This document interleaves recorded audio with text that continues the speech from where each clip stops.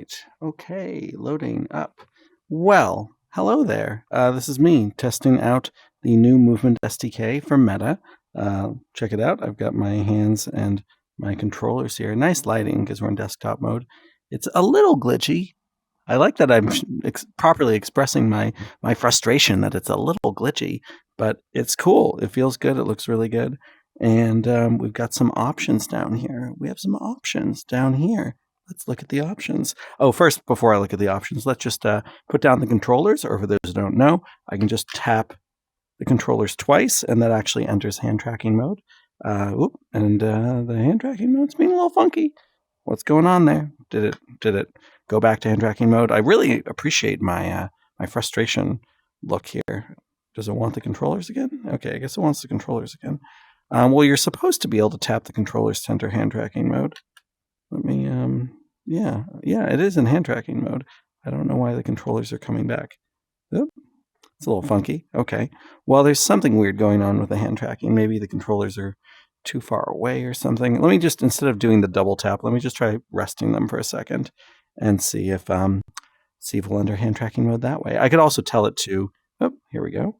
There we go. Okay, cool. Now we get some hand tracking mode. It's not quite where my hands are. There we go. That feels better. Oh yeah, that's great. That feels really excellent. We've even got the Oculus menu stuff coming up. Yeah, that feels really good. Let's try crossing, clap, clap, clap. Clapping's a little risky. We should have a little physics, what's it called? A physical component, so that we could actually have some collision there, so it would actually stop the hands from clapping. But that feels really nice. I love the slightly wet look of these. I mean, I guess I'm a plant. Anyway, this looks really nice. Let's get really close for a second. Hello. We got some slight lighting changes. Wah, wah. Do we have the tongue now? Bah, ah.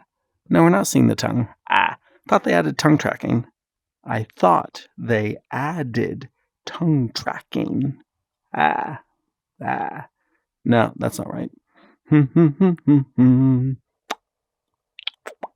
I also noticed there's a little thing that says it will do the mouth tracking based on audio. If we have time, we'll look at that too. Okay, let's look at some of the things down here. So we're doing face right now. All right, now let's look at the new magic of upper body tracking. Here we go. Oh, yeah.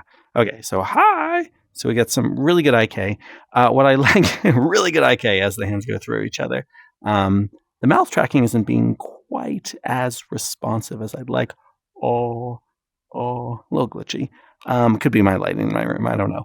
Anyway, what I was going to say was what I like most about the body tracking is that it favors not being David Cronenbergian over accuracy. So like this isn't exactly what I'm doing with my shoulders, but I like that it doesn't look horrifying. You know, it's never doing things.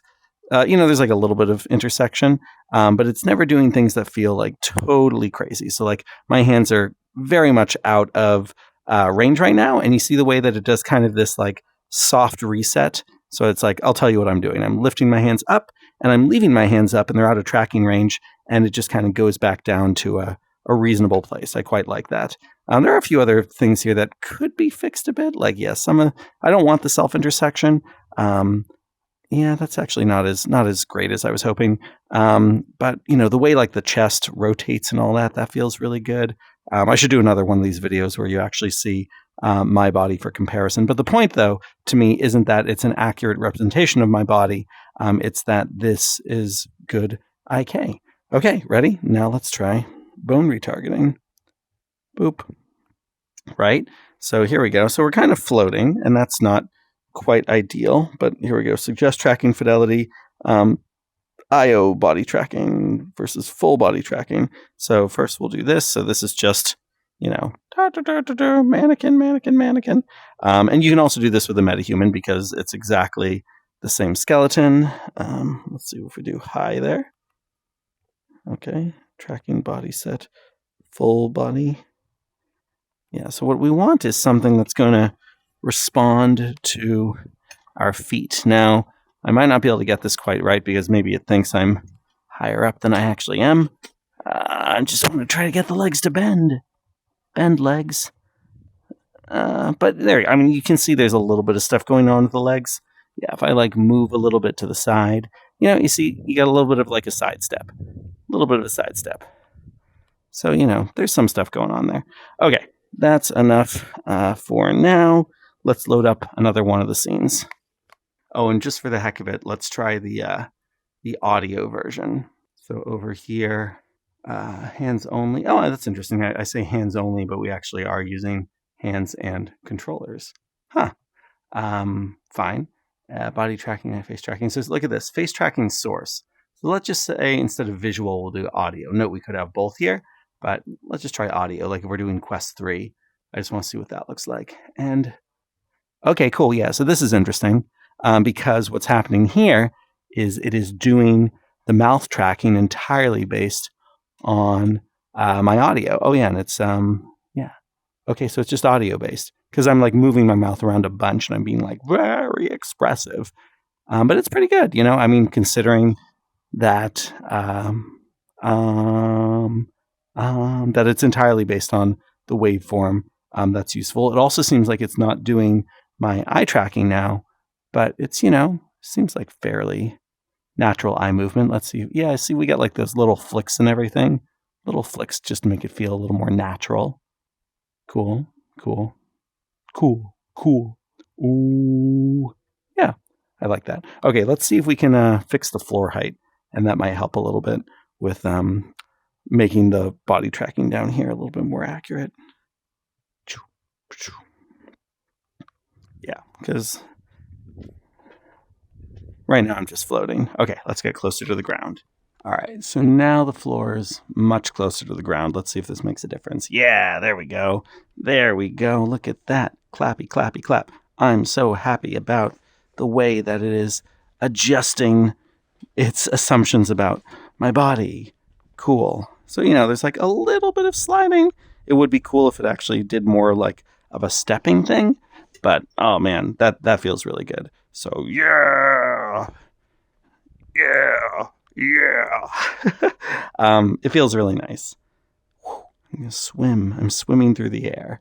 Yeah, so you definitely feel when it loses tracking. And by the way, the Quest 3 will behave differently with this versus the Quest Pro, which I'm currently in, because they have cameras in different places. The Quest 3 has more cameras looking down, so in theory it'll do better at some of this.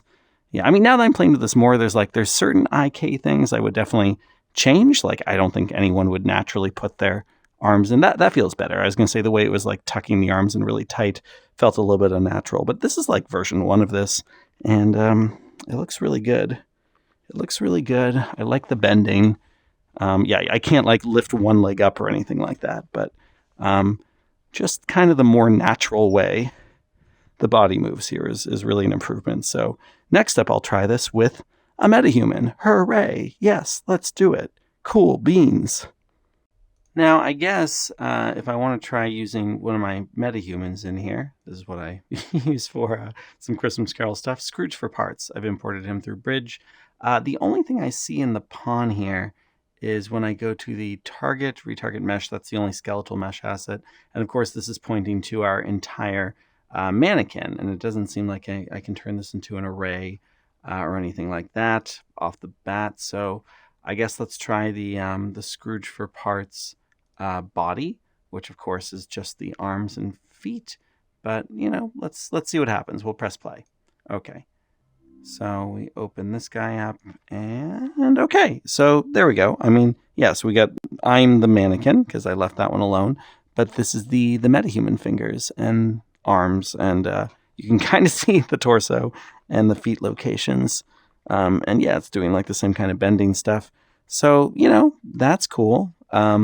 I guess the next step is just to figure out how to get the face back and all that. And really, I mean, what I want to do is combine all these things. So face, upper body, bone retargeting, all these things into one. We'll see if we can do it. Also, weren't there more faces originally? I feel like there used to be more faces. I feel like in the original sample, there was like pinching you could do or something that would snap to different faces. Anyway, we'll keep messing with this. Cool. Oh yeah, upper body. Yeah, and I mean, this kind of looks like a MetaHuman. I'm going to go ahead and guess it's not a MetaHuman. Let's take a quick look. Let's see. So that map is called High Fidelity. Do we save all this? No, we're not going to save it right now. But what's he? He's got XR body tracking. Yeah, there's more stuff going on there. Skeletal mesh. Okay, yes. But this is, once again, one entire rig. And already I'm like, I don't think that's not metahuman boneage. It's a little bit different. Okay. Anyways, this is something we'll keep playing with. But that's all for now. There's certainly a major update here compared to the previous videos you've maybe seen me make about this stuff. I'm hoping to do a full revamp then of my unofficial MetaHuman Studio GitHub based on all this stuff. You know, there's a lot more going on here now. Deformation logic, twist distribution, skip head. Interesting. Plenty of stuff to mess around with here, but I hope that's useful for now. See you next time.